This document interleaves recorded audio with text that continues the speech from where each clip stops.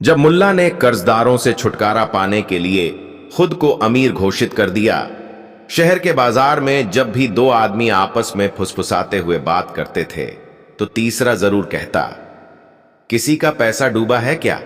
मुल्ला से वसूलने की कोशिश कर रहा है। और फिर हंसी गूंज जाती। असल में मुल्ला नसरुद्दीन की यह पहचान बन चुकी थी कि वह हर किसी से उधार लेकर चतुराई से टाल जाता।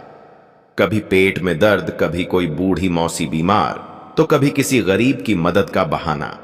सबसे ज्यादा परेशानी उन दुकानदारों को थी जो मुल्ला को उधार में चीजें दे चुके थे और अब उन्हें उनके पैसे या सामान की कोई उम्मीद नहीं दिख रही थी। एक दिन एक साथ 5 दुकानदार मुल्ला के घर पहुंच गए। जरी वाला, तेल वाला, लकड़ी वाला, कपड़े वाला और एक हलवाई। सभी का चेहरा तमतमाया हुआ।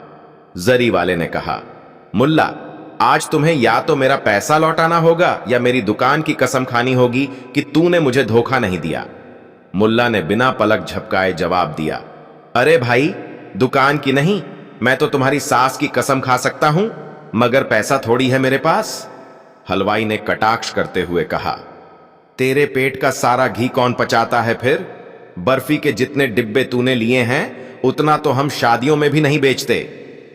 मुल्ला हंस पड़ा, घी और बर्फी तो मैंने तुम्हारी सेहत के लिए खाए थे। सोचो ना, अगर तुम बीमार पड़ जाते तो किसे दोष देते? सभी एक साथ गरजे, मुल्ला, आज मजाक नहीं चलेगा।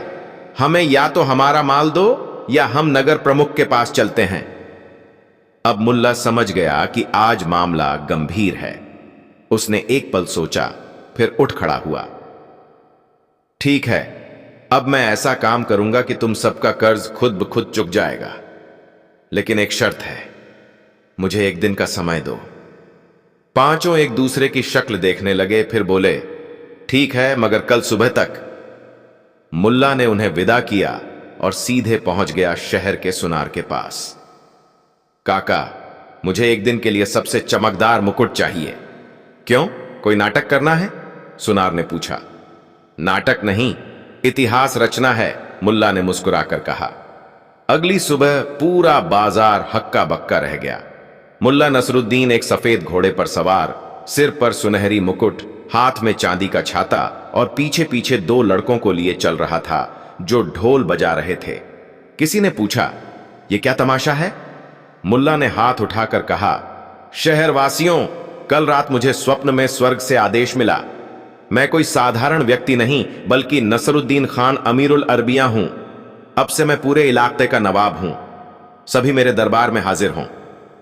बाजार में हंसी फूट पड़ी, पर वही लोग जो पैसा मांगने गए थे घबराए हुए से खड़े रह गए। नगर प्रमुख को खबर पहुंची। उन्होंने मुल्ला को बुलाया और पूछा, अब ये नया नाटक क्यों? मुल्ला ने गंभीरता से कहा, हुजूर, ये कोई मजाक नहीं। मैं तो अब वही कर रहा हूं जो सब बड़े लोग करते हैं, जनता से उधार लेकर खुद को अमीर घोषित कर देना। प्रमुख को हंसी आ गई। और इसका फायदा? बहुत है, मुल्ला बोला। अब जब लोग मुझे अमीर मान लेंगे तो उधार की बात करना उन्हें शर्मनाक लगेगा। और फिर अमीर आदमी से कोई कुछ वसूल करता है क्या? सब तो सिर्फ रिश्ता बढ़ाना चाहते हैं। प्रमुख ने तालियां बजाईं। मुल्ला, तुमने फिर से साबित किया कि सबसे तेज दिमाग तुम्हारे पास है। शहर भर में खबर फैल गई कि मुल्ला अब नवाब बन गया है और लोग बधाई देने के बहाने उसके घर आने लगे। हलवाई, जो कल तक बर्फी मांग रहा था, आज कह रहा था, हुजूर, मेरे मिठाई की दुकान को आपकी सेवा में समर्पित करता हूं। तेल वाला बोला, आपके स्नान के लिए विशेष तेल का प्रबंध करूं? मुल्ला ठहाका मारते हुए बोला, अब बात बन रही है। और फिर मुल्ला ने महल की तरह अपने घर के बाहर एक बोर्ड लगवाया, यहां रहते हैं नसरुद्दीन खान अमीरुल अरबिया, स्वप्न द्वारा नियुक्त नवाब।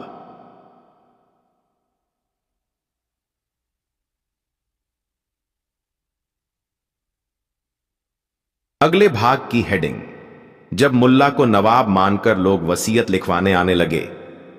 शहर में अब अजीब ही माहौल बन गया था। जहां पहले लोग मुल्ला को देखकर उधार वसूलने की तरकीब सोचते थे, वहीं अब लोग उन्हें देखकर सलाम ठोकते थे, आदाब नवाब साहब। किसी के सिर पर साफा ठीक होता तो कोई पगड़ी उतारकर झुक जाता, और अगर कभी मुल्ला बाजार में निकल जाते तो बच्चे तक चिल्लाते, हटो हटो, नवाब साहब आ रहे हैं। मुल्ला के घर का नाम बदलकर नसरुद्दीन महल रख दिया गया था और दरवाजे पर एक तख्ती टंगी थी।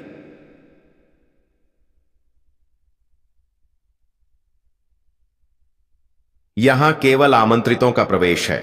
नवाबी दरबार में फालतू बहस वर्जित है।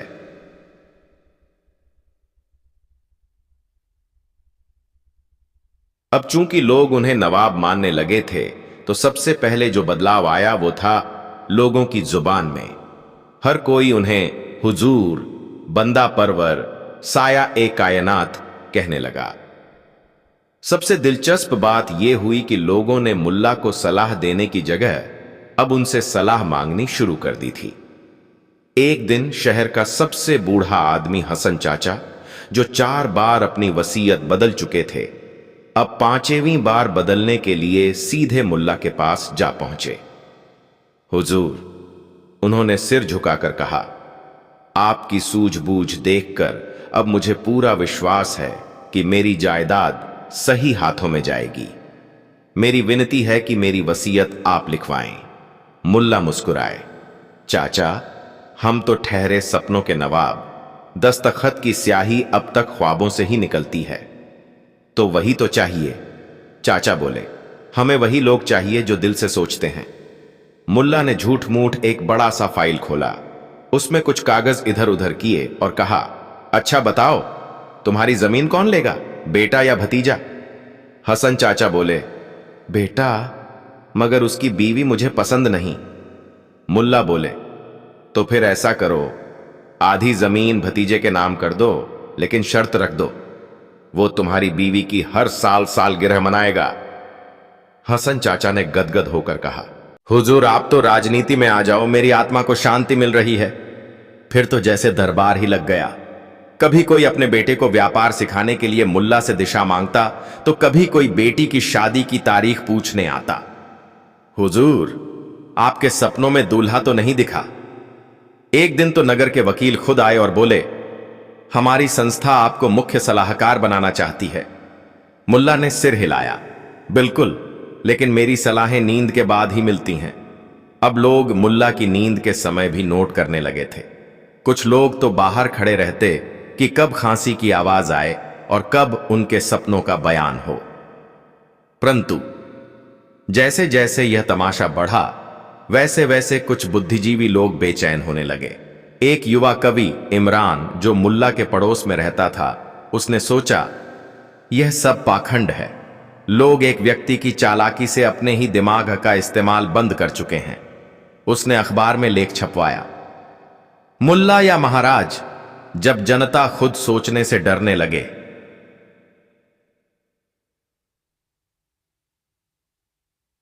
लेख वायरल हो गया। नगर प्रमुख को भी चिंता हुई। उन्होंने एक गुप्त सभा बुलाई और कहा, हमें पता लगाना होगा, क्या यह सब वाकई मुल्ला के सपनों का कमाल है या कोई और चाल है? नगर के 2 गुप्तचर, बशीर और गुलाम, को मुल्ला के घर नौकर बनाकर भेजा गया। उनका काम था सपनों की सच्चाई जानना। पहली रात दोनों खिड़की से झांकते रहे। देखा कि मुल्ला सोने से पहले छत की ओर देख रहे थे और खुद से बुदबुदा रहे थे, कल का सपना क्या हो, मंदिर वाला या नींबू वाला? गुलाम फुसफुसाया, ये तो खुद तय कर रहा है कि क्या सपना दिखाना है। अगली सुबह मुल्ला ने लोगों को बुलाया और कहा, स्वप्न में देखा, मंदिर के पीछे गुप्त सुरंग है जो राजा विक्रमादित्य ने बनवाई थी। लोग वहां पहुंच गए और मजे की बात, सुरंग सच में मिल गई। असल में वो सुरंग पुराने समय में पानी की निकासी के लिए बनाई गई थी, मगर अब बंद थी। अब गुप्तचरों का भी माथा ठनक गया। ये तो किस्मत वाला भी है, झूठ बोलता है मगर सच निकल आता है। बशीर ने नगर प्रमुख को बताया, सर, ये आदमी भले ही कहानियां गढ़ता है, मगर उसकी कहानियों में जनता को विश्वास मिल रहा है, और सबसे बड़ी बात, उसकी वजह से लोग अब मार काट छोड़कर सपनों की तरफ झुक गए हैं। नगर प्रमुख ने सिर हिलाया, तो क्या हम उसे रोकें? बशीर बोला, नहीं सर, अब उसे रोकना मतलब जनता की उम्मीदें तोड़ना होगा। इसी दौरान एक नई मुसीबत खड़ी हो गई। एक बहुत अमीर व्यापारी अब्दुल सत्तार ने मुल्ला के दरबार में आकर ऐलान किया, हुजूर, मैं अपनी सारी जायदाद आपके नाम वसीयत करना चाहता हूं। मुल्ला भौंचक्का, क्यों भाई? क्योंकि मुझे लगता है मेरी संपत्ति का सही उपयोग वही कर सकता है जो सपनों से चलता हो और जनता को दिशा दिखा रहा हो। मुल्ला के तो होश उड़ गए। अब तक वो मजाक में नवाब बना था, लेकिन अब सच में नवाब बनने का दबाव महसूस होने लगा। उस रात मुल्ला ने खुद से कहा, मैंने तो सोचा था बस मजे करूंगा, उधारी से बचूंगा, लेकिन अब तो लोग अपनी वसीयत, जीवन की दिशा और भविष्य मुझसे तय करवा रहे हैं। यह खेल तो अब बड़ा हो गया है।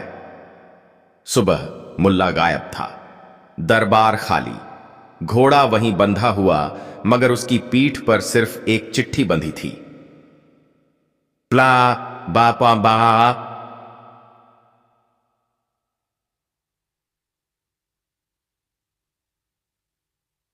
जिस दिन लोग खुद सपने देखना शुरू करेंगे उस दिन मैं लौट आऊंगा। तब तक नसरुद्दीन खान अमीरुल अरबिया। ख्वाबों में मिलेंगे।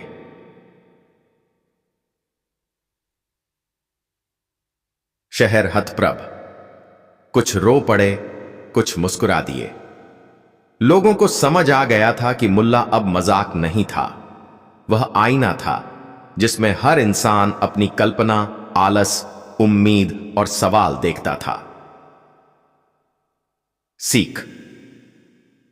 जिंदगी में कभी कभी एक चतुराई से कही गई बात पूरे समाज की सोच को बदल सकती है, मगर असली समझदारी तब है जब आप जाने कि किस वक्त मंच से उतरना चाहिए।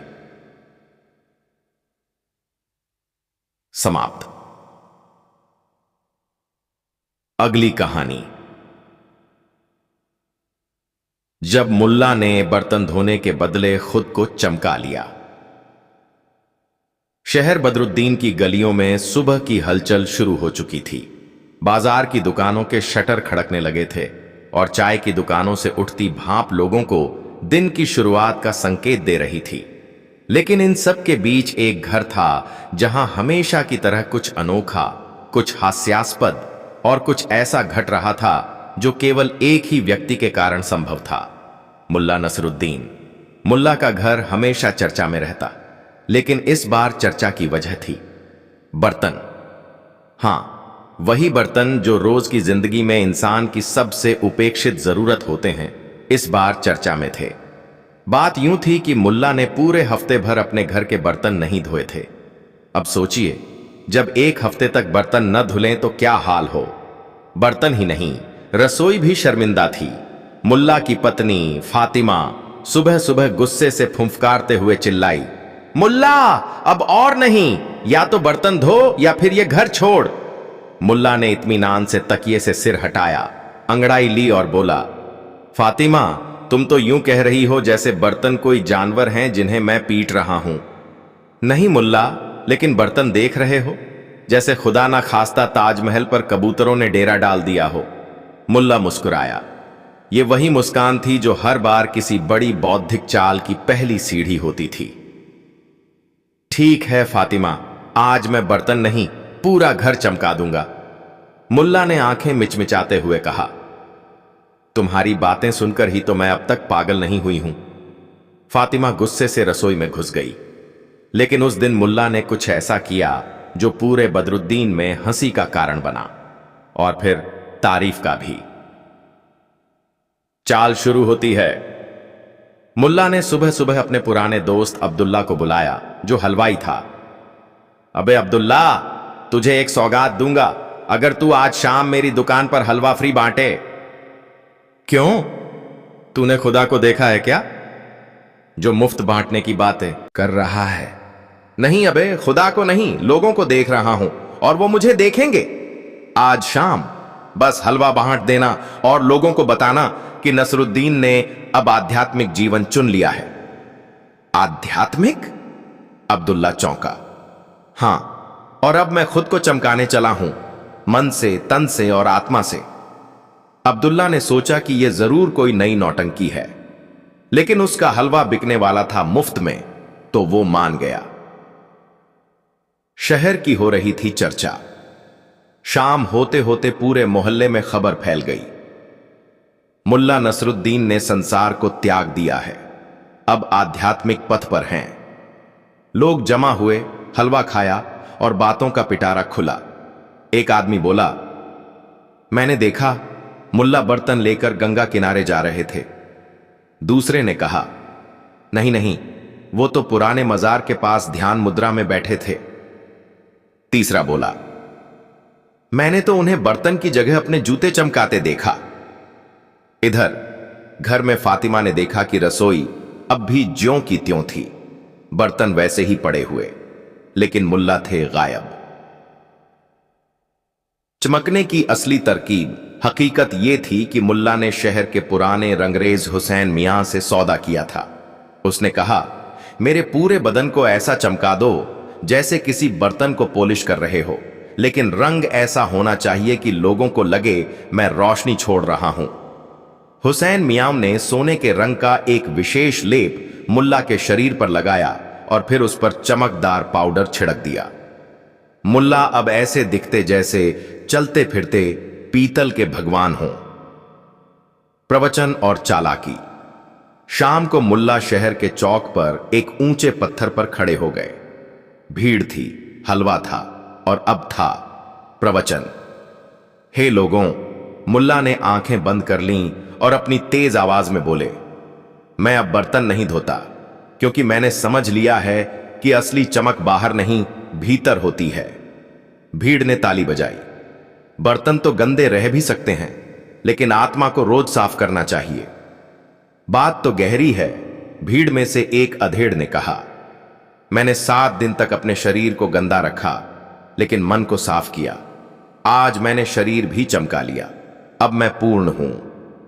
एक और आवाज आई, लेकिन घर के बर्तन? बर्तन? मुल्ला ने आंखें खोली। बर्तन अब प्रतीक हैं मोह के। जो बर्तन धोता है वो दुनियादारी में डूबा है, जो खुद को धो ले वो परमात्मा से जुड़ जाता है। अगले दिन की हकीकत। अगली सुबह जब भीड़ हट चुकी थी, मुल्ला के दरवाजे पर पंडित राम नारायण आए। उन्होंने कहा, मुल्ला, क्या तुम हमारे मठ में प्रवचन दोगे? लोग तुम्हारे बर्तन त्याग के मार्ग से प्रेरित हैं। मुल्ला ने गाल पर हाथ रखकर मुस्कुराया।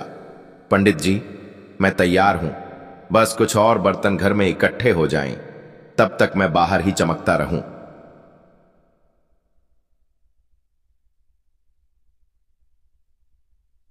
इसी बीच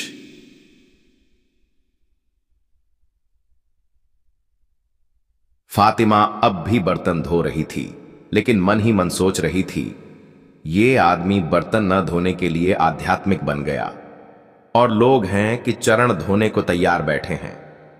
मुल्ला वहीं पास में बैठकर लोगों से कह रहे थे, अब हर बुधवार को आत्मा चमक समारोह होगा, जिसमें कोई भी बिना बर्तन धोए ज्ञान पा सकता है। अब असली चाल का सवामा। असली चाल तब सामने आई जब नगर प्रमुख ने कहा, मुल्ला, हमें तुम्हारे प्रवचनों के बदले नगर निधि से कुछ दान देना चाहिए। आखिर तुम लोगों को मोह माया से छुड़ा रहे हो। मुल्ला ने विनम्रता से कहा, मैं दान नहीं चाहता, बस एक अनुरोध है। क्या आप मेरे घर के सारे बर्तन नगर सफाई कर्मियों से धुलवा सकते हैं, वो भी बिना मोह के? नगर प्रमुख ने सोचा, ये तो बड़ी साधना है, और फिर अगले ही दिन मुल्ला के सारे बर्तन नगर कर्मियों ने साफ कर दिए। फातिमा की प्रतिक्रिया।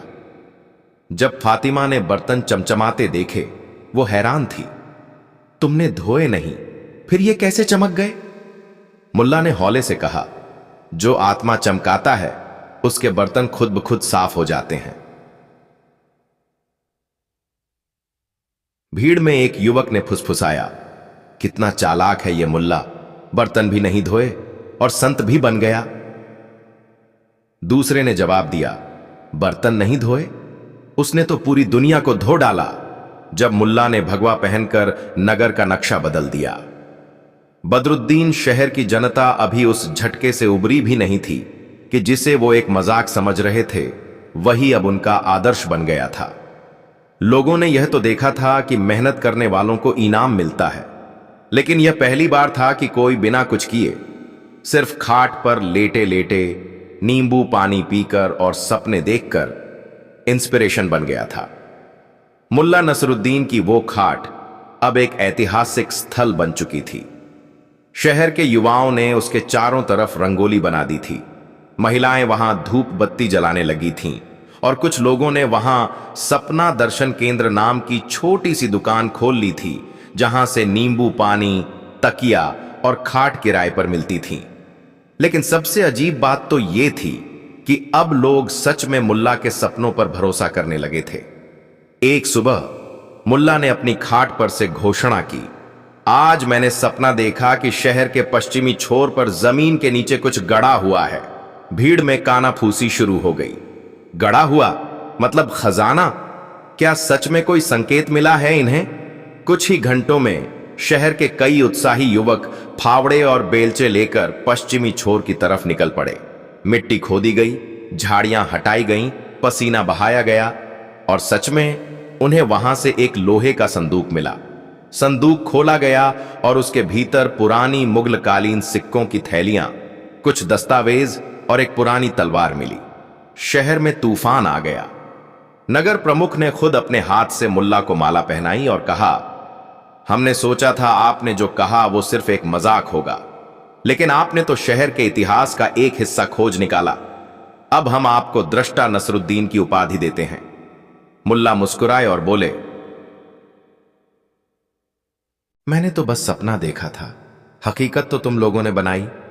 अब हर सुबह शहर का एक दूत मुल्ला के पास आता और पूछता, आज आपने क्या सपना देखा हुजूर? मुल्ला थोड़ी देर आंखें बंद करते, फिर कहते, आज मैंने सपना देखा कि बारिश होने वाली है और बारिश में मंदिर के पीछे की झील में कमल के फूल खिलेंगे।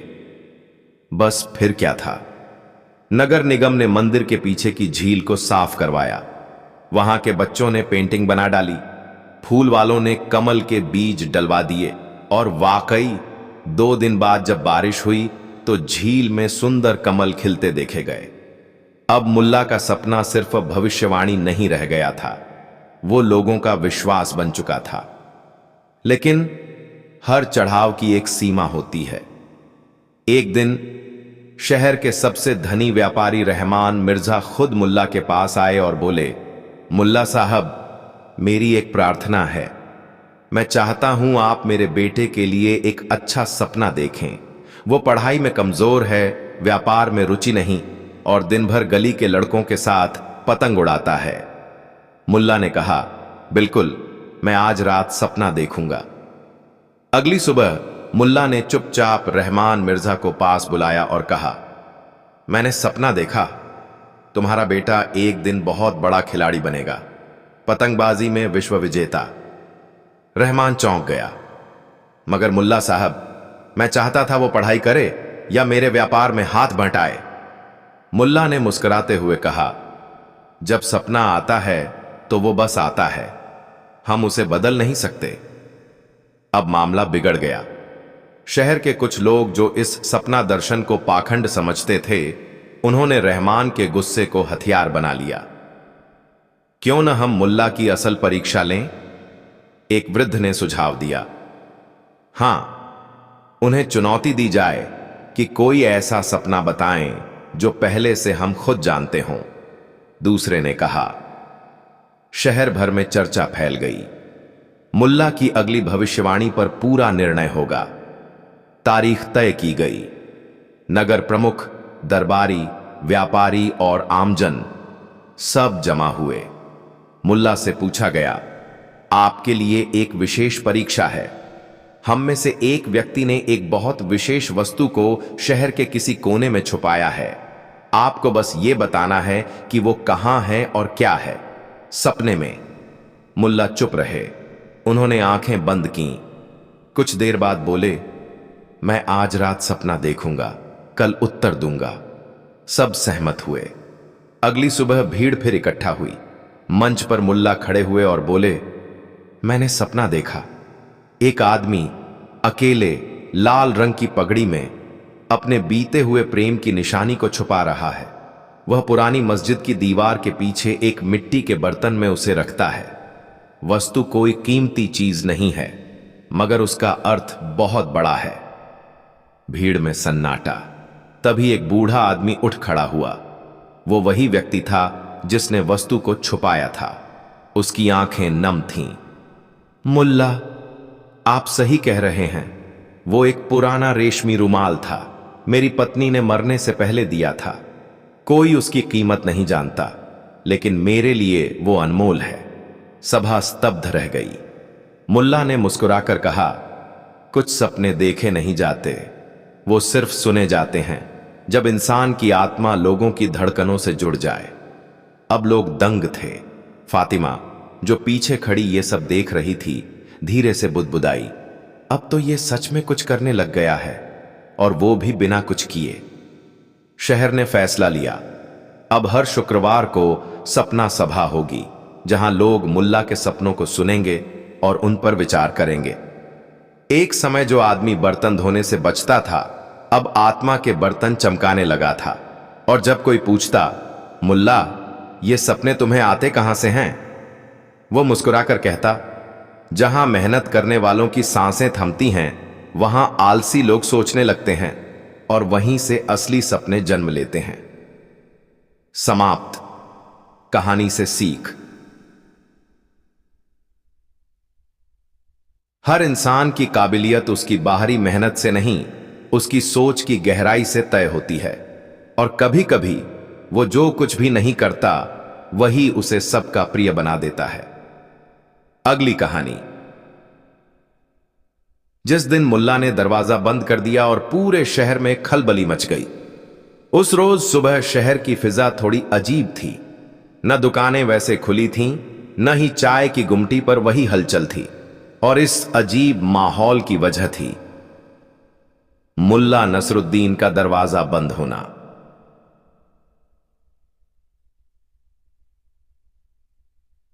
अब आप सोचेंगे, इसमें बड़ी बात क्या है?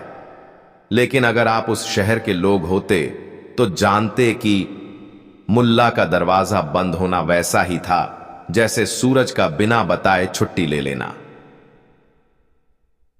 मुल्ला के घर का दरवाजा सदियों से कभी बंद नहीं हुआ था। चाहे वो सो रहे हों, सोच रहे हों, कुछ खो रहे हों या खुद को खोज रहे हों, दरवाजा हमेशा खुला रहता था। लोग आते, बैठते, बहस करते, पकौड़े खाते, गधे से बतियाते और चले जाते। लेकिन आज पूरा शहर हक्का बक्का था। चाय वाला शौकत बोला, भाई, आज बिना मुल्ला के मजा ही नहीं आया। उसने मेरी कड़क चाय को खुली हुई किताब कहा था, और आज बिना उसकी बकवास के चाय भी फीकी लग रही है। सर्राफा बाजार का बाबूलाल खिसिया कर बोला, कहीं मरवर तो नहीं गया? किसी ने कहा, मुल्ला नहीं मरेगा, हम सब मर जाएंगे उसकी टें से पहले। लेकिन सबसे ज्यादा चिंता गधे हबीब को हो रही थी। वो बार बार दरवाजे के पास आकर कान खड़े करता, फिर थूथन से दरवाजा धकेलता और फिर मायूस हो जाता। थोड़ी ही देर में पूरा मोहल्ला वहां जमा हो गया। खरबूजे वाला इकराम बोला, चलो सब मिलकर दरवाजा तोड़ते हैं। भीड़ में से किसी ने कहा, हां, अगर मुल्ला मर गया है तो उसका सामान तो हमारे काम आएगा।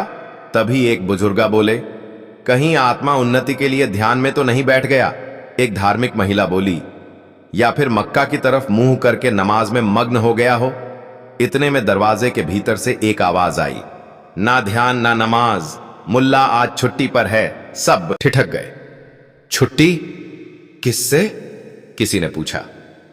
तुम सबसे, मुल्ला की आवाज गूंजती रही। आज मैं सिर्फ अपनी संगत में हूं। मैं, मेरा दिमाग, मेरी खामोशी और मेरी चाय। शहर में फिर खलबली मच गई। ये तो ठीक वैसा ही था जैसे किसी मस्खरे ने अचानक गंभीर चेहरा बना लिया हो। मोची इस्माइल बोला, अबे, लगता है दिमाग फिर गया है इसका। फिर किसी ने कहा, मुल्ला को खुद से मिलना है तो हमें क्या करना चाहिए? इसी बीच पत्रकार मंसूर भाई, जो हर हफ्ते मुल्ला का मामला नाम से अखबार में कॉलम लिखते थे, तुरंत अपने स्कूटर पर चढ़े और भागे स्टेशन मास्टर के पास। कहीं मुल्ला टिकट लेकर भाग तो नहीं गया?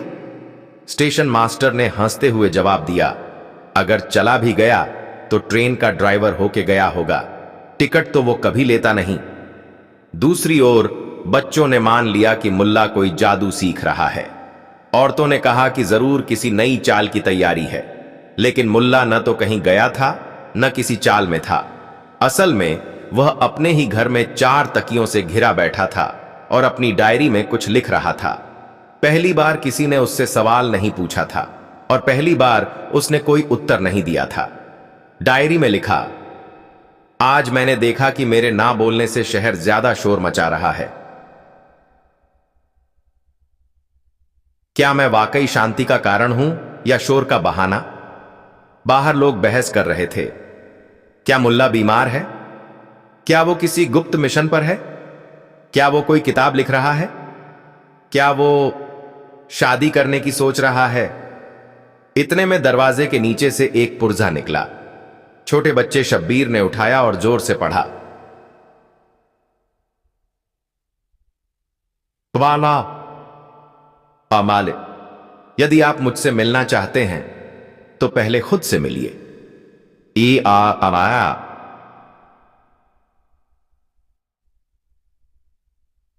अगर आप सवाल लाए हैं तो उत्तर लेकर आइए, और अगर आप सिर्फ तमाशा देखने आए हैं तो अपनी कुर्सी घर से ले आइए, क्योंकि इस बार तमाशा मैं नहीं, आप लोग हो।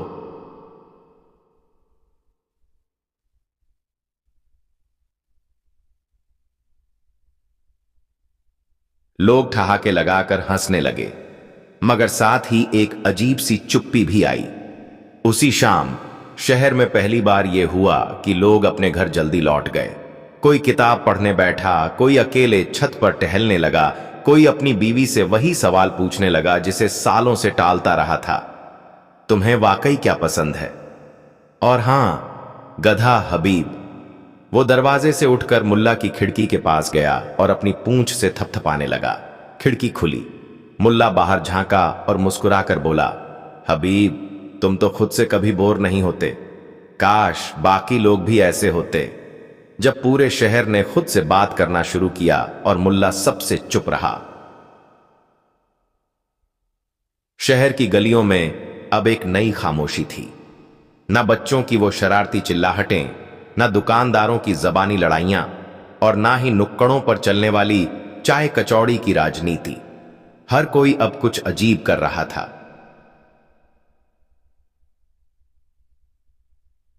खुद से बात। चाय वाले शौकत ने अपनी दुकान पर एक तख्ती टांगी, चाय पहले खुद से पिएं, फिर दूसरों को पिलाएं। बाबूलाल सर्राफ ने पहली बार अपने गहनों को छूकर महसूस किया कि जिनके लिए वो 50 साल से दिन रात कमा रहा है, उन्हें कभी पहनने का सुख ही नहीं मिला। कब्रिस्तान के पास बैठने वाले बूढ़े फकीर ने मुस्कुराकर कहा, जो मुल्ला सालों तक बोलता रहा, उसने अब चुप रहकर लोगों के कान खोल दिए। सच में अब लोगों को उसकी जरूरत नहीं थी, क्योंकि अब उन्हें खुद की जरूरत महसूस होने लगी थी।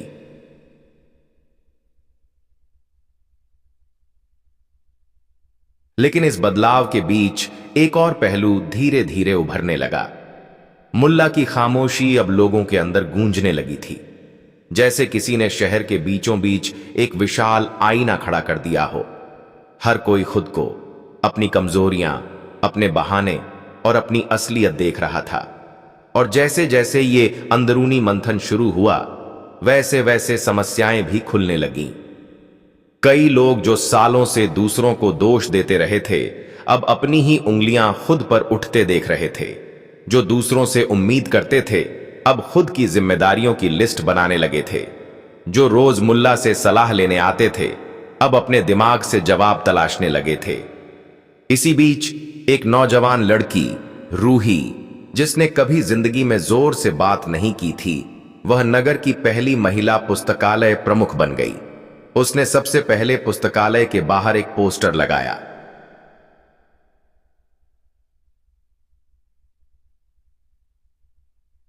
जो खुद से नहीं पढ़ता वह दूसरों को कभी पढ़ नहीं सकता। लोगों ने पूछा, तूने ये कहां से सीखा? उसने मुस्कुराकर कहा, मुल्ला के बंद दरवाजे से। पर एक जगह अब भी बेचैनी थी। गधा हबीब। उसने अब खाना पीना कम कर दिया था।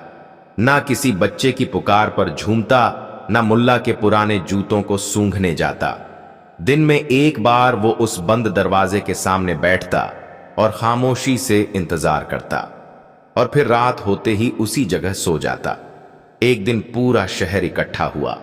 बुजुर्ग, जवान, औरतें, बच्चे, सबने तय किया, हमें अब मुल्ला को वापस बुलाना होगा।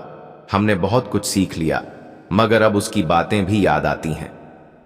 दोपहर की धूप में सब लोग उसके दरवाजे के बाहर बैठे। कोई चुटकुला सुना रहा था, कोई शेर पढ़ रहा था, कोई रोटियां बांट रहा था। एक नई तरह का मेले जैसा माहौल था। और अचानक दरवाजा खुला। मुल्ला निकला, कंधे पर जरा झुका हुआ, आंखों में वही पुरानी शरारत और होठों पर एक सधी हुई मुस्कान। भीड़ में सन्नाटा। उसने कहा, तो खुद से बातें करके सब थक गए? एक बुजुर्गा मुस्कुराए, नहीं हुजूर, बात तो अब जाकर शुरू हुई है, मगर अब हमें फिर से आपका झूठ बोलने का तरीका, सीधा जवाबों में छिपी चालाकी और वो आपकी बेमतलब की बातें याद आने लगी हैं। मुल्ला ने सिर झुकाया। तो क्या मैं फिर से बकवास शुरू करूं? सब चिल्लाए, हां। और फिर वैसा ठहाका गूंजा जैसा कभी उस शहर ने नहीं सुना था। मुल्ला ने अपने घर का दरवाजा पूरी तरह खोल दिया। गधा हबीब दौड़कर मुल्ला से लिपट गया। मुल्ला ने उसकी पीठ थपथपाते हुए क्या उताओ कहा, तू अकेला था जिसने कभी मुझसे कोई सलाह नहीं मांगी, इसलिए तू सबसे समझदार है। उसी शाम मुल्ला ने शहर के चौराहे पर पहला भाषण दिया। मैंने एक बार चुप रहकर देखा, तुम सबने खुद से बात की, लेकिन आज मैं फिर बोल रहा हूं ताकि याद रहे कि बोलना भी जरूरी है, मगर कभी कभी चुप रहना उससे भी ज्यादा। और इसी के साथ शहर को अपना पुराना मुल्ला फिर मिल गया, लेकिन अब सब नए हो चुके थे। सीख। जब इंसान खुद से बात करना सीख लेता है, तभी वो दूसरों की बातें समझने लायक बनता है। मुल्ला की सबसे बड़ी शिक्षा यही थी, बोलकर हंसाना आसान है, मगर चुप रहकर लोगों को सोचने पर मजबूर करना, वही असली फन है। समाप्त। अगली कहानी, खोया हुआ बटुआ और मुल्ला का कर्जदार नाटक। एक दिन सुबह सुबह मुल्ला नसरुद्दीन बाजार की ओर जा रहे थे। कंधे पर पुराना झोला, सिर पर टेढ़ी टोपी और चेहरे पर वही चमकदार मुस्कान। सड़क किनारे बैठे फलों वाले से मुसम्मी लेकर जेब में हाथ डाला ही था कि चेहरा बदल गया। बटुआ नहीं है, उन्होंने जोर से कहा। पास खड़े सब्जी वाले अकबर ने पूछा, गिरा क्या? मुल्ला बोले, नहीं, खोया है। और फर्क समझो, गिरा होता तो कहीं होता, खोया है मतलब पूरी तरह गायब। अकबर बोला, कहीं घर में तो नहीं भूल गए? मुल्ला ने सीधा जवाब दिया, अगर घर में भूला होता तो मैं यहां तुम्हारे पास क्या कर रहा हूं? घर जाकर खुद से बहस करता। फलों वाला धीरे धीरे मुसम्मी वापस खींचने लगा, लेकिन मुल्ला ने जोर से पकड़ लिया। सुनो, उन्होंने कहा, अगर तुमने ये मुसम्मी वापस ली तो मेरी इज्जत नहीं, तुम्हारे फलों की आत्मा मर जाएगी। आसपास भीड़ लग गई। सब जानना चाहते थे मुल्ला का बटुआ कैसे गायब हुआ, लेकिन इससे पहले कि कोई और सवाल करता, मुल्ला ने अपनी टोपी उतारकर भीड़ के सामने रख दी और कहा, बटुए की शोक सभा में चंदा लिया जा रहा है, कृपया श्रद्धानुसार सहयोग दें। लोग हंसते हंसते लोटपोट होने लगे। कुछ ने मजे में सिक्के भी डाल दिए। मुल्ला ने टोपी उठाई, मुसम्मी के पैसे दिए और आगे निकल पड़े। शाम को शहर के चौराहे पर मुल्ला एक बड़ी भीड़ को संबोधित कर रहे थे। मित्रों, आज का मुद्दा है, जब बटुआ खो जाता है तो इज्जत कैसे बचाई जाए। भीड़ हंस रही थी, लेकिन कुछ गंभीर चेहरे भी थे। मुल्ला बोले, आज मैंने उस बटुए में एक बहुत जरूरी कागज भी रखा था, मेरा कर्जदारों की लिस्ट। अगर वो किसी को मिल गई तो मेरे पास आने वालों की संख्या आधी हो जाएगी, क्योंकि सब भाग जाएंगे। एक आदमी पीछे से चिल्लाया, कौन कौन कर्जदार हैं? मुल्ला बोले, तुम सबसे पहले हो हबीबुल्ला। हबीबुल्ला चौंक गया। मैं? कब? 3 साल पहले तुमने मुझसे कर्ज लिया था, याद नहीं? कितना? हबीबुल्ला हकलाया। यही तो लिखा था बटुए में, अब तुम पर निर्भर है। तुम बताओ कितने थे? भीड़ में ठहाका गूंजा। पर कहानी यहीं खत्म नहीं होती। अगले दिन मुल्ला ने पूरे शहर में एक नोटिस लगवा दिया, जिसे भी मेरा बटुआ मिले कृपया तुरंत लौट आएं। उसमें कुछ खास नहीं, बस मेरे उधार देने के सबूत हैं। अगर वो ना मिला तो मैं सबको खुद ही उधार देने वाला घोषित कर दूंगा। अब हालत यह हो गई कि जो कर्जदार नहीं थे वो भी डर गए, कहीं मुल्ला उन्हें भी कर्जदार न बना दे। रमजान नाम का एक दुकानदार जो कभी कभी मुल्ला को उधार में समोसे दे देता था, डर के मारे अगले दिन खुद समोसे लेकर मुल्ला के घर पहुंचा। हुजूर, मैं आपके कर्ज में था, ये उसका ब्याज है। मुल्ला मुस्कुराए। इतना ईमान कहां से आया? रमजान बोला। आपके डर से, मुल्ला ने कहा। तो समझ लो मेरा बटुआ तो गया, पर ईमानदारी का कारोबार शुरू हो गया। तीसरे दिन एक बच्चा दौड़ता हुआ आया। उसकी मुट्ठी में मुल्ला का वही बटुआ था। मुल्ला चाचा, ये देखो, हमें कब्रिस्तान के पास झाड़ियों में मिला। मुल्ला ने मुस्कुराकर बटुआ खोला, लेकिन जैसे ही खोला चेहरा फीका पड़ गया। बटुए में पैसे तो थे, मगर कर्जदारों की लिस्ट नहीं थी। बच्चे ने कहा, चाचा, कागज तो उसमें कोई नहीं था। अब मुल्ला परेशान। लोगों ने पूछा, क्या हुआ? मुल्ला बोले, अब यह साबित कैसे करूं कि किसने क्या लिया था? किसी ने चुटकी ली। मुल्ला, अब तो आपको कर्ज माफ कर देना चाहिए। मुल्ला ने कहा, कर्ज तो नहीं, पर तुम्हारी अक्ल माफ कर दी, क्योंकि तुम ये नहीं समझे कि कर्जदारों की लिस्ट सिर्फ कागज पर नहीं, मेरी याददाश्त में भी है। और मेरी याददाश्त तब सबसे तेज होती है जब सामने वाला भागने लगे। उस शाम मुल्ला अपने गधे हबीब से बातें कर रहे थे। हबीब, मुल्ला बोले, बटुआ खोया तो लोगों की असलियत खुल गई। अब सोच रहा हूं अगली बार कुछ और खोऊं, जैसे कि वादा, ताकि देखूं कौन निभाता है और कौन भाग जाता है। गधा खामोश रहा। मुल्ला बोले, तू ही मेरा असली खजाना है, क्योंकि तू ना कर्ज लेता है ना वादा करता है, बस मेरे साथ चलता है बिना किसी दस्तावेज के। गधे ने सिर हिलाया, जैसे अपनी स्वीकृति दे रहा हो। और उस दिन के बाद शहर में एक नया मुहावरा बन गया, अगर मुल्ला का बटुआ मिल जाए तो क्या मिलेगा? एक नई कहानी और 100 पुराने कर्ज। अगले भाग की हेडिंग, जब मुल्ला ने लोगों के वादों को बेचकर एक नया बाजार खोल लिया। बटुए की गुमशुदगी और फिर वापसी के बाद मुल्ला नसरुद्दीन को एक गहरी समझ मिली। लोग वादे करते हैं, भूल जाते हैं, और जब वादे याद दिलाए जाए तो बहाने बना लेते हैं। पर अगर उन वादों को सामान मानकर बेचना शुरू कर दिया जाए तो, यही सोचकर मुल्ला ने शहर के बीचों बीच एक छोटी सी दुकान खोली। दुकान का नाम था वादों का बाजार। झूठ के पुराने टुकड़े, यादों की सच्ची रसीदें। दुकान की सजावट विचित्र थी। दीवारों पर तख्तियां लटकी थीं। मैं कल लौटा कर दूंगा, सिर्फ 2 अशर्फियां में। भाई, अगले हफ्ते पक्का दूंगा, आज की छूट पर। तुम जैसा कहा वैसा ही करूंगा, अब 50% डिस्काउंट। लोगों को पहले तो लगा कि यह कोई मजाक है, मगर फिर एक अजीब चीज हुई। रमजान, जो पहले समोसे वाले वादे में फंसा था, वह दुकान में गया और बोला, मुल्ला, मैंने तुमसे वादा किया था कि हर शुक्रवार को मुफ्त समोसे दूंगा। अब मैं निभा नहीं पाया, उसका क्या दाम है? मुल्ला बोले, उस वादे में घी कम था, इरादा थोड़ा सस्ता था, तो आज के भाव से 3 मूंगफली और 1 टॉफी। रमजान ने हंसते हुए टॉफी दी और मुस्कान के साथ दुकान से बाहर आया।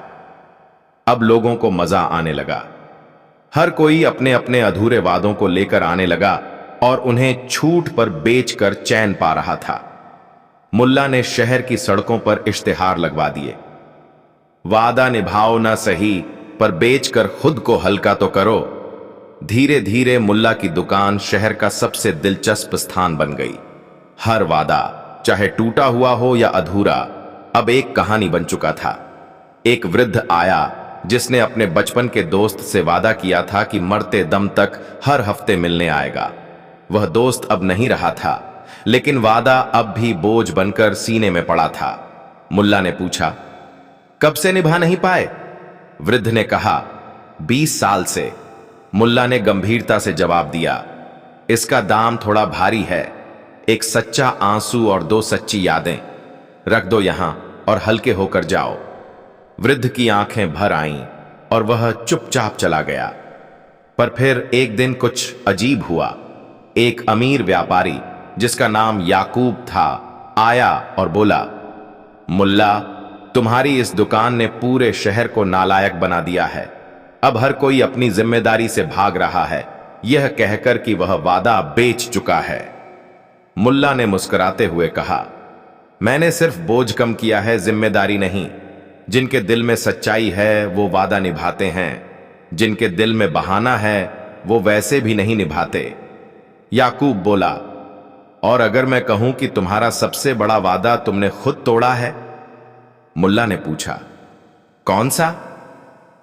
तुमने वादा किया था कि तुम चुप रहोगे और अब तुम बोलते ही जा रहे हो।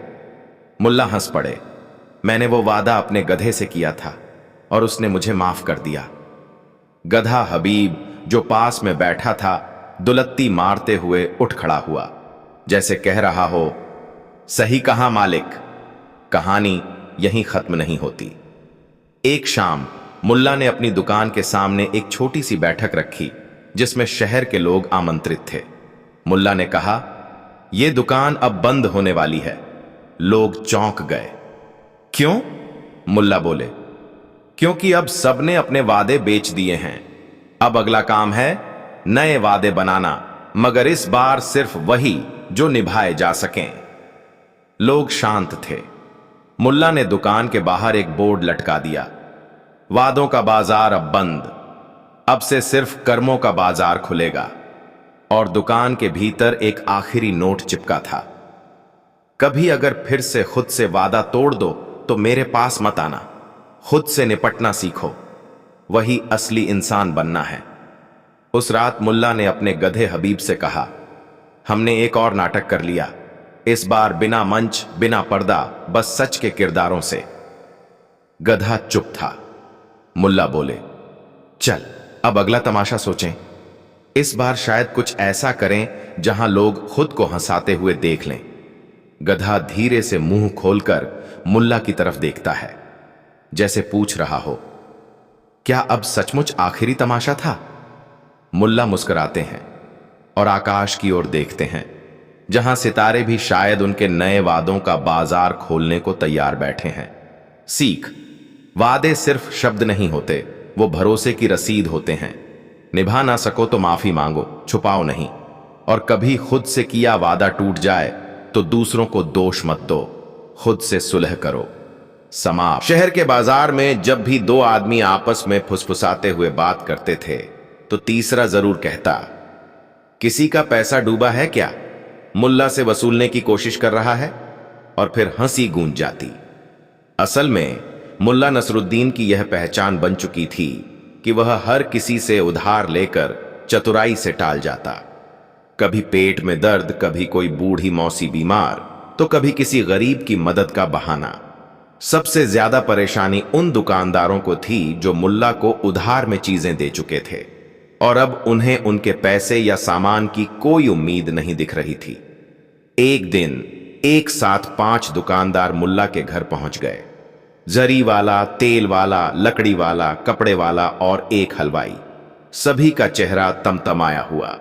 जरी वाले ने कहा, मुल्ला, आज तुम्हें या तो मेरा पैसा लौटाना होगा या मेरी दुकान की कसम खानी होगी कि तूने मुझे धोखा नहीं दिया।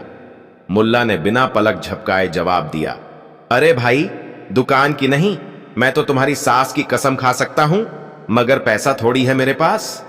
हलवाई ने कटाक्ष करते हुए कहा, तेरे पेट का सारा घी कौन पचाता है फिर? बर्फी के जितने डिब्बे तूने लिए हैं उतना तो हम शादियों में भी नहीं बेचते। मुल्ला हंस पड़ा, घी और बर्फी तो मैंने तुम्हारी सेहत के लिए खाए थे। सोचो ना, अगर तुम बीमार पड़ जाते तो किसे दोष देते? सभी एक साथ गरजे, मुल्ला, आज मजाक नहीं चलेगा। हमें या तो हमारा माल दो या हम नगर प्रमुख के पास चलते हैं। अब मुल्ला समझ गया कि आज मामला गंभीर है। उसने एक पल सोचा, फिर उठ खड़ा हुआ। ठीक है, अब मैं ऐसा काम करूंगा कि तुम सबका कर्ज खुद ब खुद चुक जाएगा, लेकिन एक शर्त है, मुझे एक दिन का समय दो। पांचों एक दूसरे की शक्ल देखने लगे, फिर बोले, ठीक है, मगर कल सुबह तक। मुल्ला ने उन्हें विदा किया और सीधे पहुंच गया शहर के सुनार के पास। काका, मुझे एक दिन के लिए सबसे चमकदार मुकुट चाहिए। क्यों, कोई नाटक करना है? सुनार ने पूछा। नाटक नहीं, इतिहास रचना है, मुल्ला ने मुस्कुराकर कहा। अगली सुबह पूरा बाजार हक्का बक्का रह गया। मुल्ला नसरुद्दीन एक सफेद घोड़े पर सवार, सिर पर सुनहरी मुकुट, हाथ में चांदी का छाता और पीछे पीछे दो लड़कों को लिए चल रहा था जो ढोल बजा रहे थे। किसी ने पूछा, यह क्या तमाशा है? मुल्ला ने हाथ उठाकर कहा, शहरवासियों, कल रात मुझे स्वप्न में स्वर्ग से आदेश मिला। मैं कोई साधारण व्यक्ति नहीं, बल्कि नसरुद्दीन खान अमीरुल अरबिया हूं। अब से मैं पूरे इलाके का नवाब हूं। सभी मेरे दरबार में हाजिर हों। बाजार में हंसी फूट पड़ी, पर वही लोग जो पैसा मांगने गए थे घबराए हुए से खड़े रह गए। नगर प्रमुख को खबर पहुंची। उन्होंने मुल्ला को बुलाया और पूछा, अब यह नया नाटक क्यों? मुल्ला ने गंभीरता से कहा, हुजूर, यह कोई मजाक नहीं। मैं तो अब वही कर रहा हूं जो सब बड़े लोग करते हैं, जनता से उधार लेकर खुद को अमीर घोषित कर देना। प्रमुख को हंसी आ गई। और इसका फायदा? बहुत है, मुल्ला बोला। अब जब लोग मुझे अमीर मान लेंगे तो उधार की बात करना उन्हें शर्मनाक लगेगा। और फिर अमीर आदमी से कोई कुछ वसूल करता है क्या? सब तो सिर्फ रिश्ता बढ़ाना चाहते हैं। प्रमुख ने तालियां बजाईं। मुल्ला, तुमने फिर से साबित किया कि सबसे तेज दिमाग तुम्हारे पास है। शहर भर में खबर फैल गई कि मुल्ला अब नवाब बन गया है और लोग बधाई देने के बहाने उसके घर आने लगे। हलवाई, जो कल तक बर्फी मांग रहा था, आज कह रहा था, हुजूर, मेरे मिठाई की दुकान को आपकी सेवा में समर्पित करता हूं। तेल वाला बोला, आपके स्नान के लिए विशेष तेल का प्रबंध करूं? मुल्ला ठहाका मारते हुए बोला, अब बात बन रही है। और फिर मुल्ला ने महल की तरह अपने घर के बाहर एक बोर्ड लगवाया, यहां रहते हैं नसरुद्दीन खान अमीरुल अरबिया, स्वप्न द्वारा नियुक्त नवाब।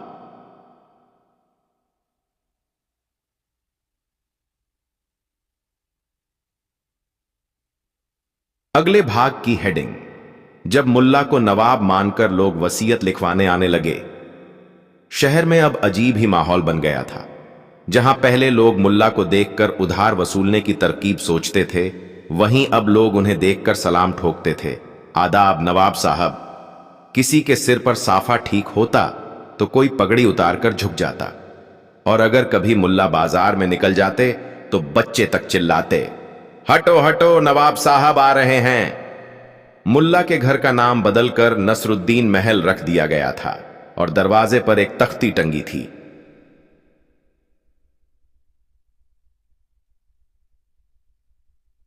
यहां केवल आमंत्रितों का प्रवेश है। नवाबी दरबार में फालतू बहस वर्जित है।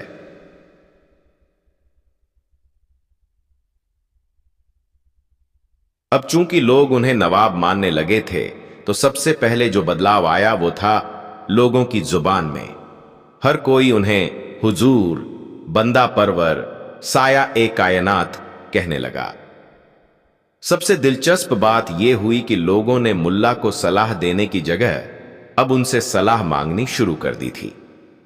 एक दिन शहर का सबसे बूढ़ा आदमी हसन चाचा, जो 4 बार अपनी वसीयत बदल चुके थे, अब 5वीं बार बदलने के लिए सीधे मुल्ला के पास जा पहुंचे।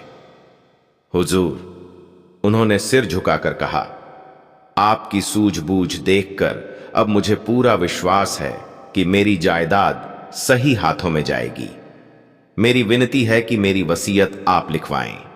मुल्ला मुस्कुराए, चाचा, हम तो ठहरे सपनों के नवाब। दस्तखत की स्याही अब तक ख्वाबों से ही निकलती है।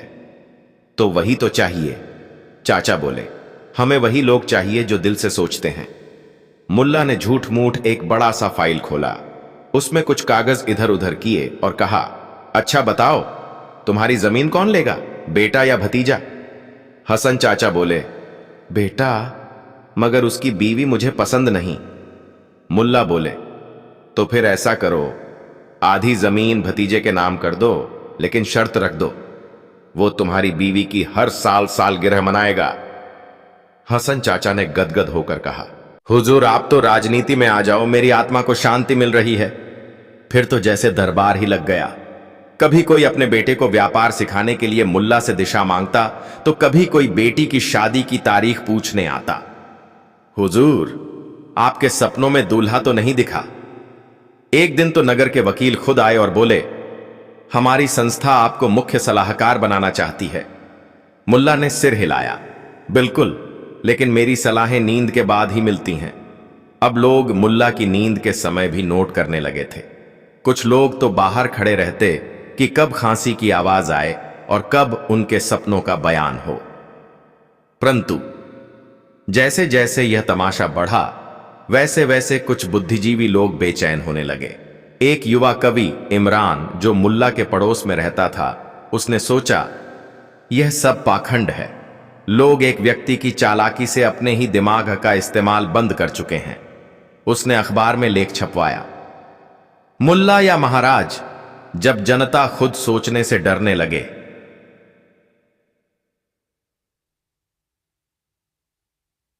लेख वायरल हो गया।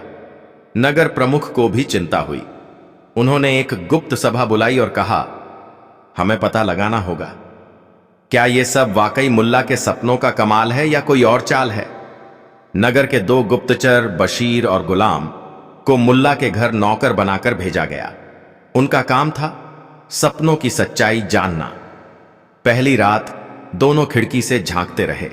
देखा कि मुल्ला सोने से पहले छत की ओर देख रहे थे और खुद से बुदबुदा रहे थे, कल का सपना क्या हो, मंदिर वाला या नींबू वाला। गुलाम फुसफुसाया, ये तो खुद तय कर रहा है कि क्या सपना दिखाना है। अगली सुबह मुल्ला ने लोगों को बुलाया और कहा, स्वप्न में देखा मंदिर के पीछे गुप्त सुरंग है जो राजा विक्रमादित्य ने बनवाई थी। लोग वहां पहुंच गए और मजे की बात, सुरंग सच में मिल गई। असल में वो सुरंग पुराने समय में पानी की निकासी के लिए बनाई गई थी, मगर अब बंद थी। अब गुप्तचरों का भी माथा ठनक गया।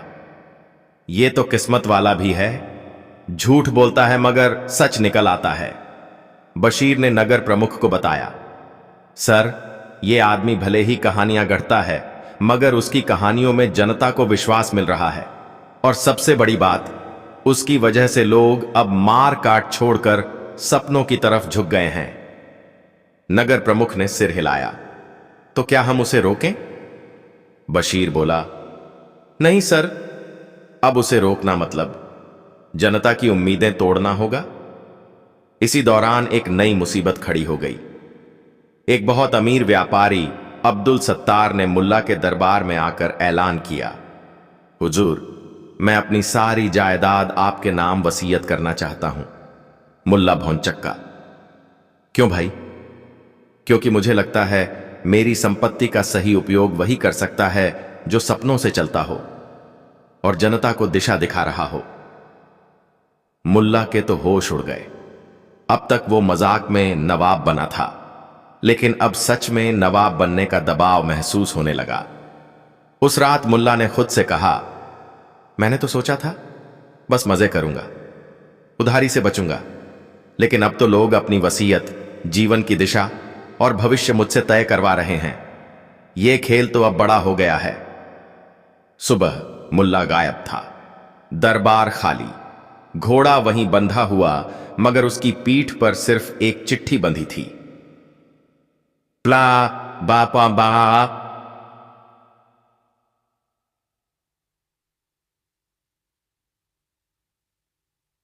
जिस दिन लोग खुद सपने देखना शुरू करेंगे, उस दिन मैं लौट आऊंगा। तब तक नसरुद्दीन खान अमीरुल अरबिया, ख्वाबों में मिलेंगे।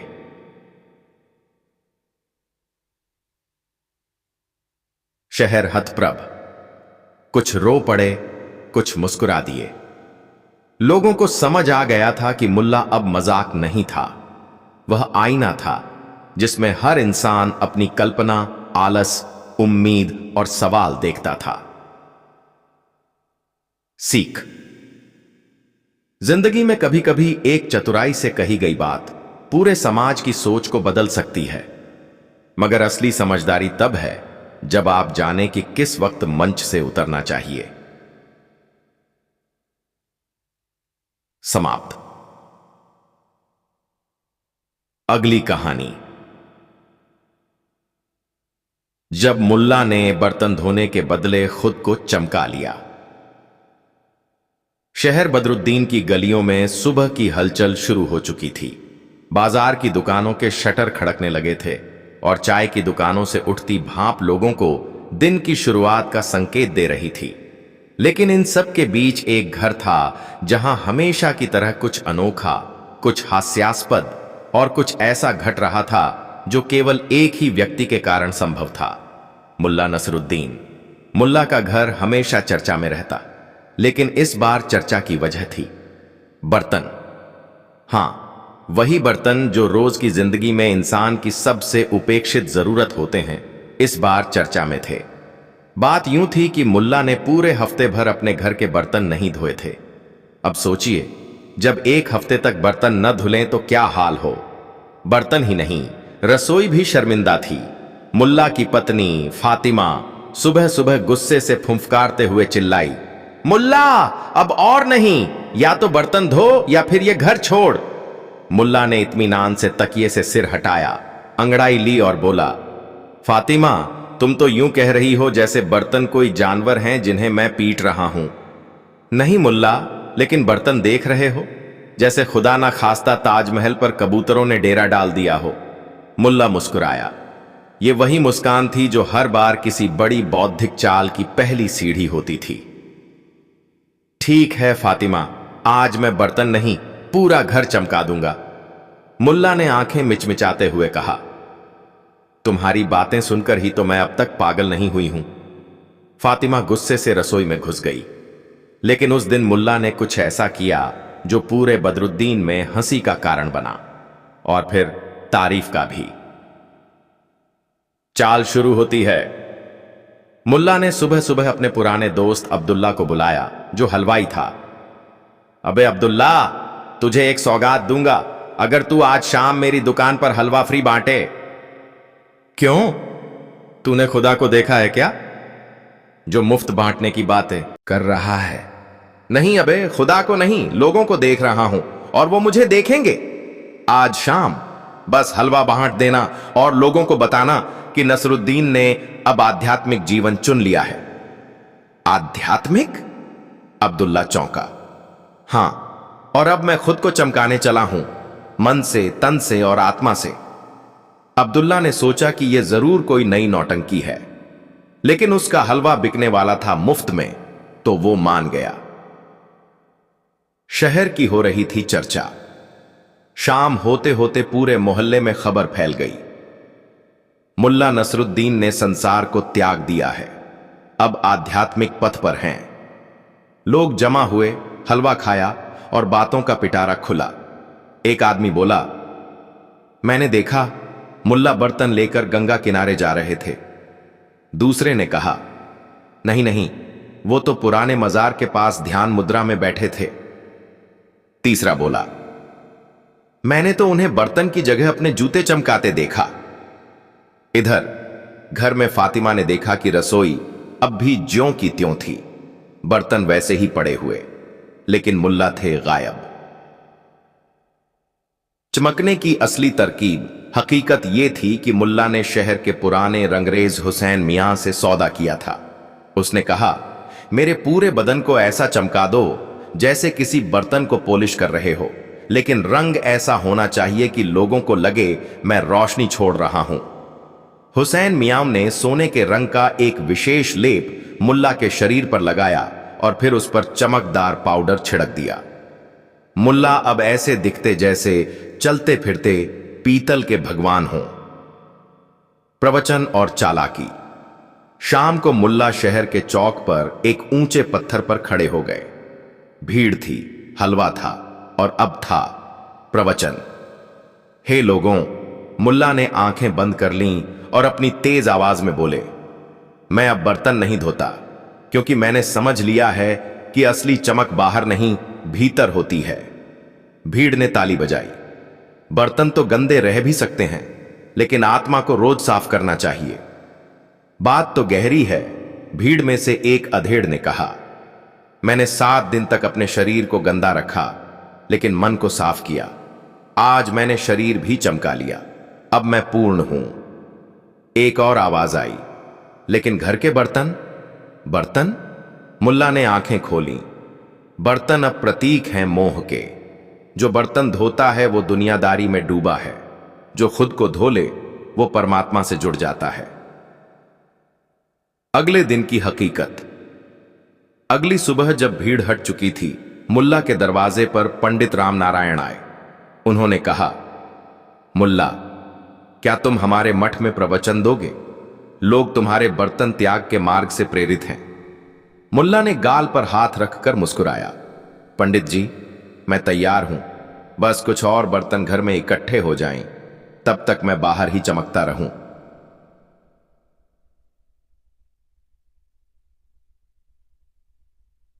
इसी बीच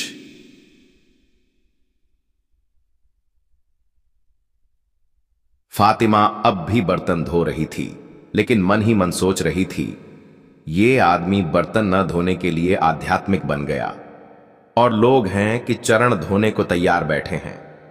मुल्ला वहीं पास में बैठकर लोगों से कह रहे थे, अब हर बुधवार को आत्मा चमक समारोह होगा, जिसमें कोई भी बिना बर्तन धोए ज्ञान पा सकता है। अब असली चाल का सवाल। असली चाल तब सामने आई जब नगर प्रमुख ने कहा, मुल्ला, हमें तुम्हारे प्रवचनों के बदले नगर निधि से कुछ दान देना चाहिए। आखिर तुम लोगों को मोह माया से छुड़ा रहे हो। मुल्ला ने विनम्रता से कहा, मैं दान नहीं चाहता, बस एक अनुरोध है। क्या आप मेरे घर के सारे बर्तन नगर सफाई कर्मियों से धुलवा सकते हैं, वो भी बिना मोह के? नगर प्रमुख ने सोचा, ये तो बड़ी साधना है, और फिर अगले ही दिन मुल्ला के सारे बर्तन नगर कर्मियों ने साफ कर दिए। फातिमा की प्रतिक्रिया। जब फातिमा ने बर्तन चमचमाते देखे, वो हैरान थी। तुमने धोए नहीं, फिर ये कैसे चमक गए? मुल्ला ने हौले से कहा, जो आत्मा चमकाता है उसके बर्तन खुद ब खुद साफ हो जाते हैं। भीड़ में एक युवक ने फुसफुसाया, कितना चालाक है ये मुल्ला, बर्तन भी नहीं धोए और संत भी बन गया। दूसरे ने जवाब दिया, बर्तन नहीं धोए, उसने तो पूरी दुनिया को धो डाला, जब मुल्ला ने भगवा पहनकर नगर का नक्शा बदल दिया। बदरुद्दीन शहर की जनता अभी उस झटके से उबरी भी नहीं थी कि जिसे वो एक मजाक समझ रहे थे, वही अब उनका आदर्श बन गया था। लोगों ने यह तो देखा था कि मेहनत करने वालों को इनाम मिलता है, लेकिन यह पहली बार था कि कोई बिना कुछ किए, सिर्फ खाट पर लेटे लेटे नींबू पानी पीकर और सपने देखकर इंस्पिरेशन बन गया था। मुल्ला नसरुद्दीन की वो खाट अब एक ऐतिहासिक स्थल बन चुकी थी। शहर के युवाओं ने उसके चारों तरफ रंगोली बना दी थी। महिलाएं वहां धूप बत्ती जलाने लगी थीं, और कुछ लोगों ने वहां सपना दर्शन केंद्र नाम की छोटी सी दुकान खोल ली थी, जहां से नींबू पानी, तकिया और खाट किराए पर मिलती थी। लेकिन सबसे अजीब बात तो यह थी कि अब लोग सच में मुल्ला के सपनों पर भरोसा करने लगे थे। एक सुबह मुल्ला ने अपनी खाट पर से घोषणा की, आज मैंने सपना देखा कि शहर के पश्चिमी छोर पर जमीन के नीचे कुछ गड़ा हुआ है। भीड़ में कानाफूसी शुरू हो गई। गड़ा हुआ मतलब खजाना? क्या सच में कोई संकेत मिला है इन्हें? कुछ ही घंटों में शहर के कई उत्साही युवक फावड़े और बेलचे लेकर पश्चिमी छोर की तरफ निकल पड़े। मिट्टी खोदी गई, झाड़ियां हटाई गईं, पसीना बहाया गया, और सच में उन्हें वहां से एक लोहे का संदूक मिला। संदूक खोला गया और उसके भीतर पुरानी मुगलकालीन सिक्कों की थैलियां, कुछ दस्तावेज और एक पुरानी तलवार मिली। शहर में तूफान आ गया। नगर प्रमुख ने खुद अपने हाथ से मुल्ला को माला पहनाई और कहा, हमने सोचा था आपने जो कहा वो सिर्फ एक मजाक होगा, लेकिन आपने तो शहर के इतिहास का एक हिस्सा खोज निकाला। अब हम आपको दृष्टा नसरुद्दीन की उपाधि देते हैं। मुल्ला मुस्कुराए और बोले, मैंने तो बस सपना देखा था, हकीकत तो तुम लोगों ने बनाई। अब हर सुबह शहर का एक दूत मुल्ला के पास आता और पूछता, आज आपने क्या सपना देखा हुजूर? मुल्ला थोड़ी देर आंखें बंद करते, फिर कहते, आज मैंने सपना देखा कि बारिश होने वाली है और बारिश में मंदिर के पीछे की झील में कमल के फूल खिलेंगे। बस फिर क्या था, नगर निगम ने मंदिर के पीछे की झील को साफ करवाया। वहां के बच्चों ने पेंटिंग बना डाली, फूल वालों ने कमल के बीज डलवा दिए और वाकई 2 दिन बाद जब बारिश हुई तो झील में सुंदर कमल खिलते देखे गए। अब मुल्ला का सपना सिर्फ भविष्यवाणी नहीं रह गया था, वो लोगों का विश्वास बन चुका था। लेकिन हर चढ़ाव की एक सीमा होती है। एक दिन शहर के सबसे धनी व्यापारी रहमान मिर्जा खुद मुल्ला के पास आए और बोले, मुल्ला साहब, मेरी एक प्रार्थना है। मैं चाहता हूं आप मेरे बेटे के लिए एक अच्छा सपना देखें। वो पढ़ाई में कमजोर है, व्यापार में रुचि नहीं और दिन भर गली के लड़कों के साथ पतंग उड़ाता है। मुल्ला ने कहा, बिल्कुल, मैं आज रात सपना देखूंगा।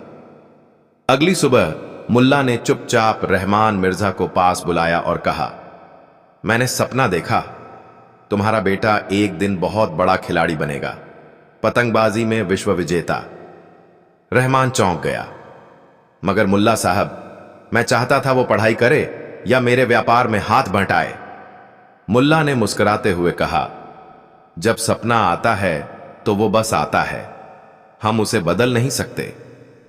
अब मामला बिगड़ गया। शहर के कुछ लोग जो इस सपना दर्शन को पाखंड समझते थे, उन्होंने रहमान के गुस्से को हथियार बना लिया। क्यों न हम मुल्ला की असल परीक्षा लें? एक वृद्ध ने सुझाव दिया। हां, उन्हें चुनौती दी जाए कि कोई ऐसा सपना बताएं जो पहले से हम खुद जानते हों। दूसरे ने कहा। शहर भर में चर्चा फैल गई। मुल्ला की अगली भविष्यवाणी पर पूरा निर्णय होगा। तारीख तय की गई। नगर प्रमुख, दरबारी, व्यापारी और आमजन सब जमा हुए। मुल्ला से पूछा गया, आपके लिए एक विशेष परीक्षा है। हम में से एक व्यक्ति ने एक बहुत विशेष वस्तु को शहर के किसी कोने में छुपाया है। आपको बस यह बताना है कि वो कहां है और क्या है। सपने में। मुल्ला चुप रहे। उन्होंने आंखें बंद कीं। कुछ देर बाद बोले, मैं आज रात सपना देखूंगा, कल उत्तर दूंगा। सब सहमत हुए। अगली सुबह भीड़ फिर इकट्ठा हुई। मंच पर मुल्ला खड़े हुए और बोले, मैंने सपना देखा। एक आदमी अकेले लाल रंग की पगड़ी में अपने बीते हुए प्रेम की निशानी को छुपा रहा है। वह पुरानी मस्जिद की दीवार के पीछे एक मिट्टी के बर्तन में उसे रखता है। वस्तु कोई कीमती चीज नहीं है, मगर उसका अर्थ बहुत बड़ा है। भीड़ में सन्नाटा। तभी एक बूढ़ा आदमी उठ खड़ा हुआ। वो वही व्यक्ति था जिसने वस्तु को छुपाया था। उसकी आंखें नम थीं। मुल्ला, आप सही कह रहे हैं। वो एक पुराना रेशमी रुमाल था। मेरी पत्नी ने मरने से पहले दिया था। कोई उसकी कीमत नहीं जानता, लेकिन मेरे लिए वो अनमोल है। सभा स्तब्ध रह गई। मुल्ला ने मुस्कुराकर कहा, कुछ सपने देखे नहीं जाते, वो सिर्फ सुने जाते हैं, जब इंसान की आत्मा लोगों की धड़कनों से जुड़ जाए। अब लोग दंग थे। फातिमा, जो पीछे खड़ी ये सब देख रही थी, धीरे से बुदबुदाई, अब तो ये सच में कुछ करने लग गया है, और वो भी बिना कुछ किए। शहर ने फैसला लिया, अब हर शुक्रवार को सपना सभा होगी, जहां लोग मुल्ला के सपनों को सुनेंगे और उन पर विचार करेंगे।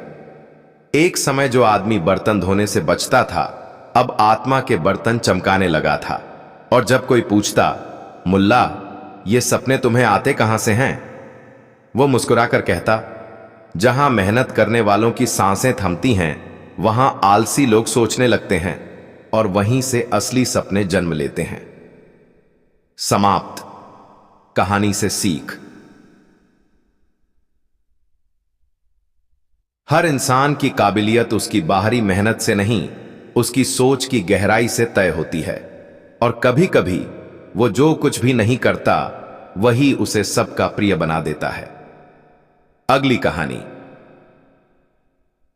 जिस दिन मुल्ला ने दरवाजा बंद कर दिया और पूरे शहर में खलबली मच गई। उस रोज सुबह शहर की फिजा थोड़ी अजीब थी। न दुकानें वैसे खुली थीं, न ही चाय की गुमटी पर वही हलचल थी।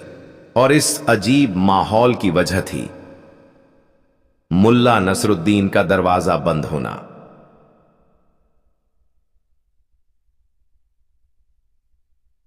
अब आप सोचेंगे इसमें बड़ी बात क्या है, लेकिन अगर आप उस शहर के लोग होते तो जानते कि मुल्ला का दरवाजा बंद होना वैसा ही था जैसे सूरज का बिना बताए छुट्टी ले लेना।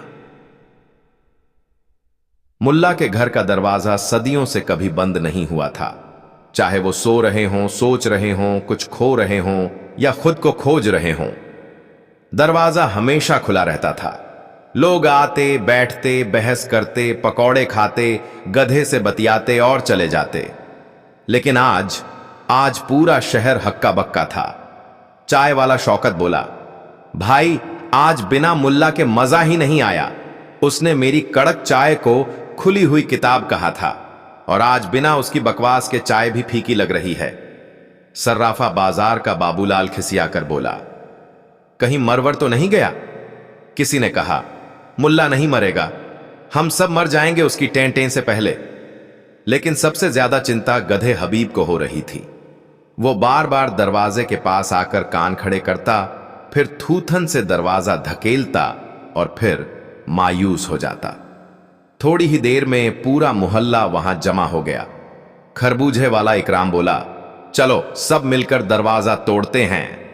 भीड़ में से किसी ने कहा, हां, अगर मुल्ला मर गया है तो उसका सामान तो हमारे काम आएगा। तभी एक बुजुर्गा बोले, कहीं आत्मा उन्नति के लिए ध्यान में तो नहीं बैठ गया? एक धार्मिक महिला बोली, या फिर मक्का की तरफ मुंह करके नमाज में मग्न हो गया हो। इतने में दरवाजे के भीतर से एक आवाज आई, ना ध्यान ना नमाज, मुल्ला आज छुट्टी पर है। सब ठिठक गए। छुट्टी? किससे? किसी ने पूछा। तुम सबसे, मुल्ला की आवाज गूंजती रही। आज मैं सिर्फ अपनी संगत में हूं। मैं, मेरा दिमाग, मेरी खामोशी और मेरी चाय। शहर में फिर खलबली मच गई। ये तो ठीक वैसा ही था जैसे किसी मस्खरे ने अचानक गंभीर चेहरा बना लिया हो। मोची इस्माइल बोला, अबे लगता है दिमाग फिर गया है इसका। फिर किसी ने कहा, मुल्ला को खुद से मिलना है तो हमें क्या करना चाहिए? इसी बीच पत्रकार मंसूर भाई, जो हर हफ्ते मुल्ला का मामला नाम से अखबार में कॉलम लिखते थे, तुरंत अपने स्कूटर पर चढ़े और भागे स्टेशन मास्टर के पास। कहीं मुल्ला टिकट लेकर भाग तो नहीं गया? स्टेशन मास्टर ने हंसते हुए जवाब दिया, अगर चला भी गया तो ट्रेन का ड्राइवर होके गया होगा, टिकट तो वो कभी लेता नहीं। दूसरी ओर बच्चों ने मान लिया कि मुल्ला कोई जादू सीख रहा है। औरतों ने कहा कि जरूर किसी नई चाल की तैयारी है। लेकिन मुल्ला न तो कहीं गया था न किसी चाल में था।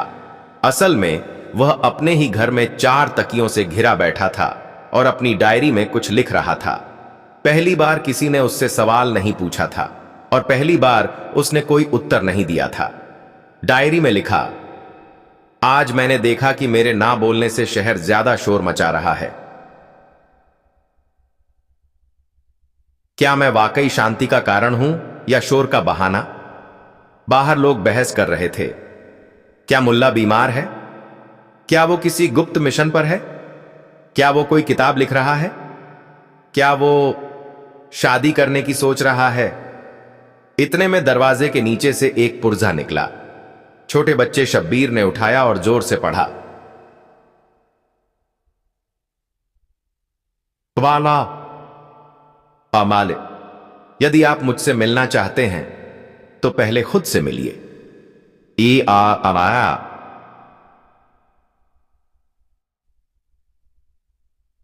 अगर आप सवाल लाए हैं तो उत्तर लेकर आइए,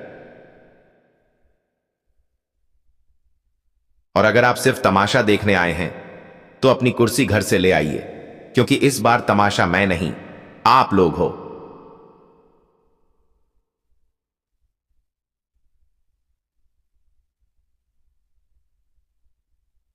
लोग ठहाके लगाकर हंसने लगे, मगर साथ ही एक अजीब सी चुप्पी भी आई। उसी शाम शहर में पहली बार यह हुआ कि लोग अपने घर जल्दी लौट गए। कोई किताब पढ़ने बैठा, कोई अकेले छत पर टहलने लगा, कोई अपनी बीवी से वही सवाल पूछने लगा जिसे सालों से टालता रहा था, तुम्हें वाकई क्या पसंद है? और हां, गधा हबीब। वो दरवाजे से उठकर मुल्ला की खिड़की के पास गया और अपनी पूंछ से थपथपाने लगा। खिड़की खुली, मुल्ला बाहर झांका और मुस्कुराकर बोला, हबीब, तुम तो खुद से कभी बोर नहीं होते। काश बाकी लोग भी ऐसे होते। जब पूरे शहर ने खुद से बात करना शुरू किया और मुल्ला सबसे चुप रहा। शहर की गलियों में अब एक नई खामोशी थी। न बच्चों की वो शरारती चिल्लाहटें, न दुकानदारों की जबानी लड़ाइयां, और ना ही नुक्कड़ों पर चलने वाली चाय कचौड़ी की राजनीति। हर कोई अब कुछ अजीब कर रहा था।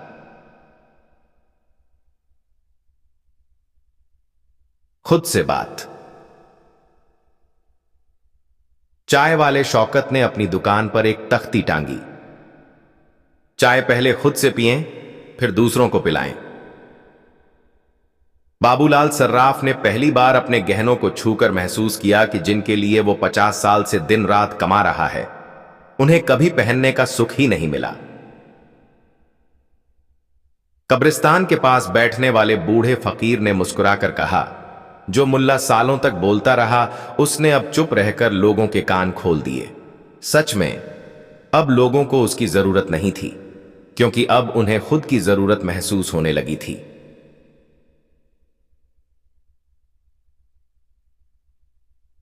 लेकिन इस बदलाव के बीच एक और पहलू धीरे धीरे उभरने लगा। मुल्ला की खामोशी अब लोगों के अंदर गूंजने लगी थी, जैसे किसी ने शहर के बीचों बीच एक विशाल आईना खड़ा कर दिया हो। हर कोई खुद को, अपनी कमजोरियां, अपने बहाने और अपनी असलियत देख रहा था। और जैसे जैसे ये अंदरूनी मंथन शुरू हुआ, वैसे वैसे समस्याएं भी खुलने लगीं।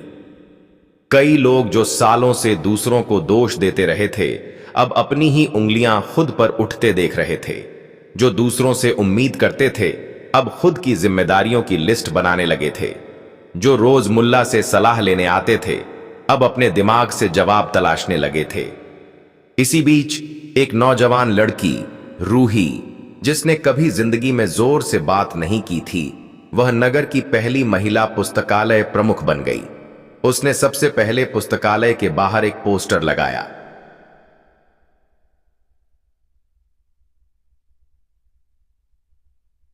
जो खुद से नहीं पढ़ता वह दूसरों को कभी पढ़ नहीं सकता।